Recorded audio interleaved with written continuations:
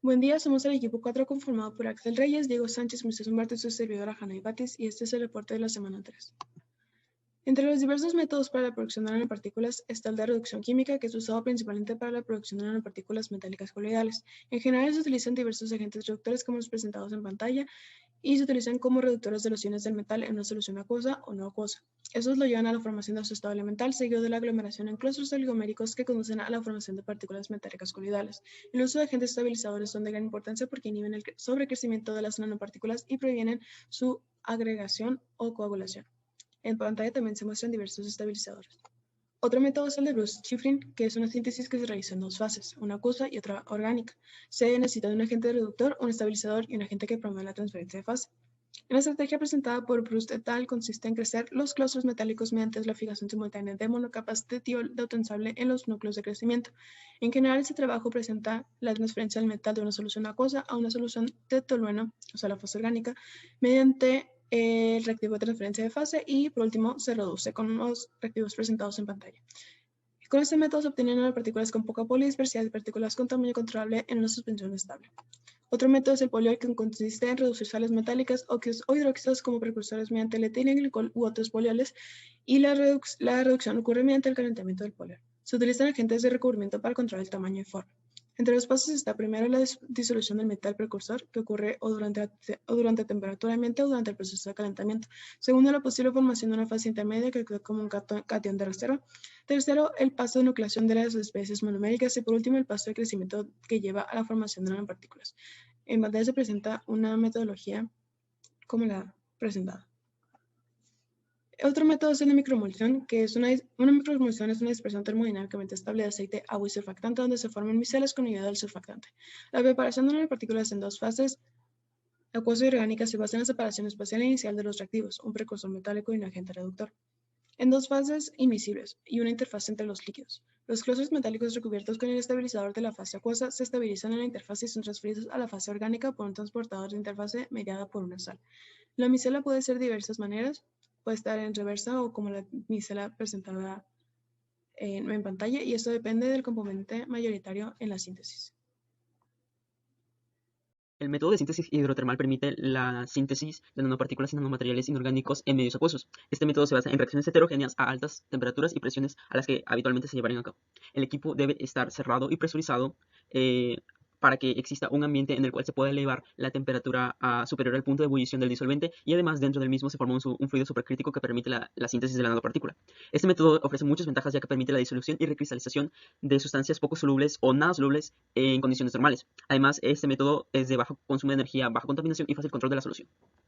El método de Chemical Bath Deposition es una técnica en la cual se producen películas de compuestos de sólidos inorgánicos y no metálicos sobre un sustrato, el cual se sumerge una o varias veces sobre una disolución precursora, la cual normalmente es acuosa. Algunos de los parámetros que controlan la velocidad de deposición son el pH, la concentración de la sal precursora, la temperatura a la cual se lleva a cabo la reacción y el agente complejante.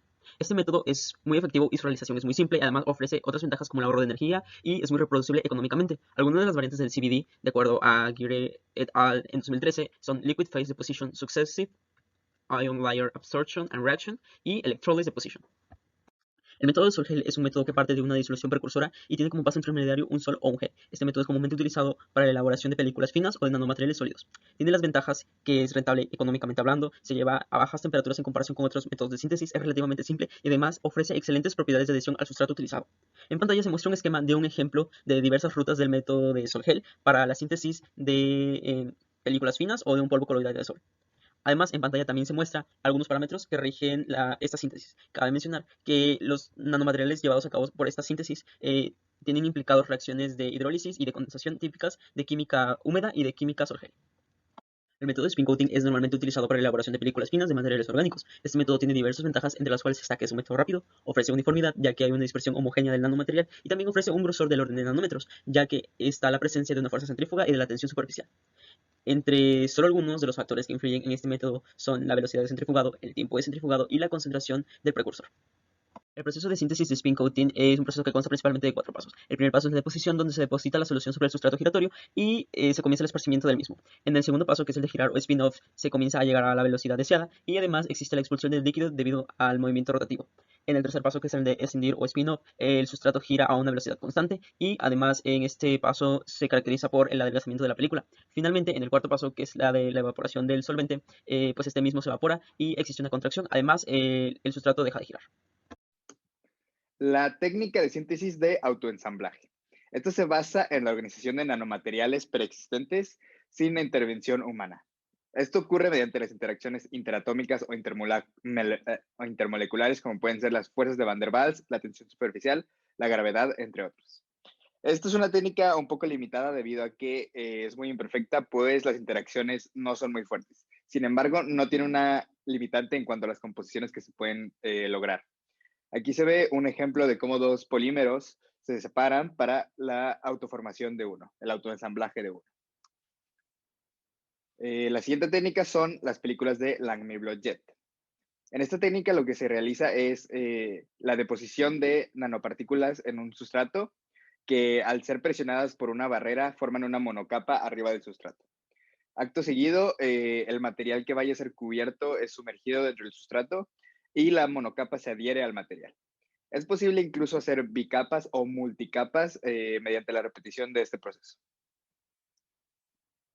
La siguiente técnica es la síntesis asistida por microondas.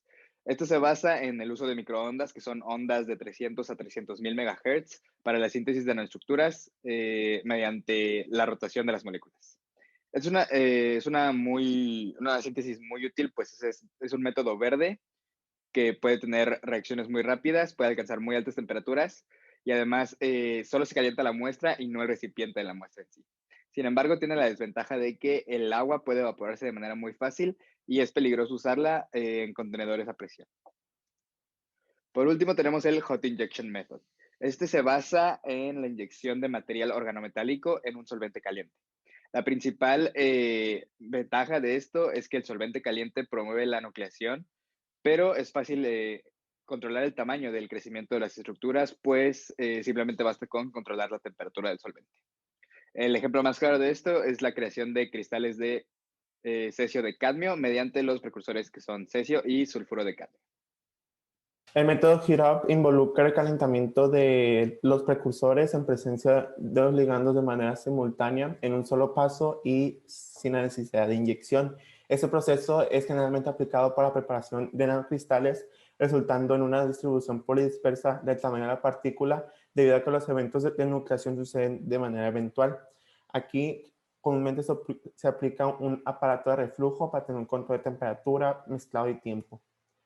La descomposición térmica de precursor de fuente única o SCP aplica a temperaturas altas, ya sean en condiciones atmosféricas o inertes con helio, argón o nitrógeno molecular, para poder reducir el precursor de fuente única y sintetizar la nanoestructura. Aquí se tiene como ejemplo el trabajo de Yushchenko, donde se toma un precursor de metales mezclados para generar aleaciones binarias de osmio y platino.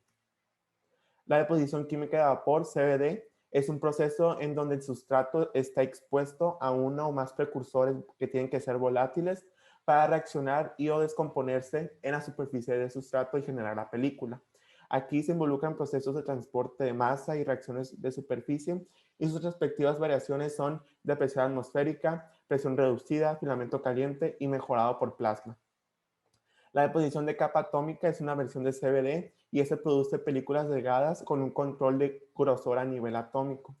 Este es llevado a cabo en cámaras de vacío ultra alto y los pasos del proceso son como primer paso el pulso del precursor A para que reaccione con la superficie, después una purgación con el gas portador inerte, después se pulsa el precursor B y nuevamente la purgación con el gas portador inerte.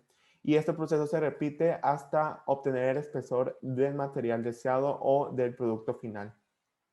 Y finalmente tenemos la pirólisis por aerosol o spray pyrolysis, y este se basa en la formación de un aerosol a partir de varias soluciones precursoras, ya sean soluciones de sales o coloides.